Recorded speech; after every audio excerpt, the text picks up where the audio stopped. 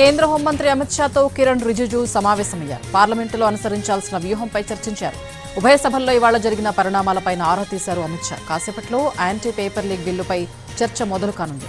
బిల్లుపై రాహుల్ గాంధీ మాట్లాడతారు. ఆ తర్వాత కేంద్ర మంత్రి జితేంద్ర సింగ్ సమాధానమిస్తారు. చర్చ అనంతరం బిల్లుకు ఆమోదం తెలపనుంది లోక్సభ. అయితే విపక్షాలు పట్టుబడితే ఎలా వ్యవహరించాలన్న దానిపై చర్చించారు.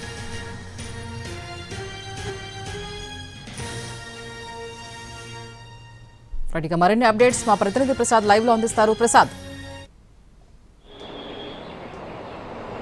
ఈరోజు రెండు కీలకమైనటువంటి బిల్లులు ఉభయ సభల్లోనూ రానున్నాయి. ఒకటి లోక్సభలో పబ్లిక్ పరీక్ష సవరణ బిల్లు, అదేవిధంగా రాజ్యసభలో వందే మాతరం బిల్లు. ఇది కూడా చట్ట సవరణ బిల్లే. ఈ వందే మాతరం బిల్లును స్వయంగా హోంమంత్రి అమిత్ షానే రాజ్యసభలో ప్రవేశపెట్టడం జరిగింది. ప్రధానంగా ఈ రెండు బిల్లులు కూడా ఈరోజు ఉభయ సభల్లోనూ కూడా ఆమోదం పొందే అవకాశం ఉంది.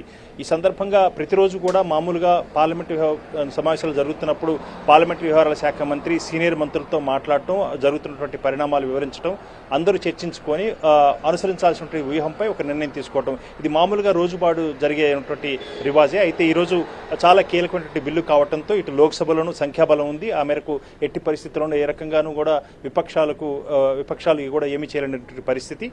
అధికార పక్షంలో ఉన్నటువంటి సంఖ్యాబలాన్ని రీత్యా దాదాపు 330 మంది సభ్యులు ఉన్నటువంటి ఎన్డీఏ కూటమి సభ్యులు ఇతరత్ర అంతా కలిసి కూడా సింపుల్ మెజారిటీతో ఈ బిల్లుకు ఆమోదం తెలిపేందుకు ఆస్కారం ఉంది. లోక్సభలో ఎలాంటి ఇబ్బందులు లేవు.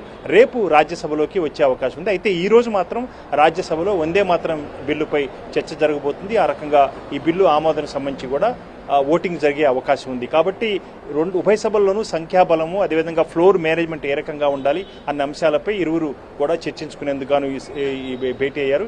ఈ భేటీలో అన్ని అంశాలు చర్చించారు. అనుసరించాల్సిన వ్యూహము, ఏ రకంగా సంఖ్యాబలం ఉంది, వీటన్నిటిపై ఎవరెవరి యొక్క మద్దతు కూడగట్టుకోవాలి, ఫ్లోర్ అంటే సభలో ఉన్నటువంటి అభ్యర్థులను ఏ రకంగా బలాన్ని చేకూర్చుకోవాలి, వీటన్నిటిపై కూడా ఒక కార్యాచరణ కూడా రూపొందించుకోవడం కోసం ఈ సమావేశం జరిగింది. ఈ సమావేశంలో వ్యూహం సిద్ధమైంది ప్రభుత్వానికి సంబంధించి.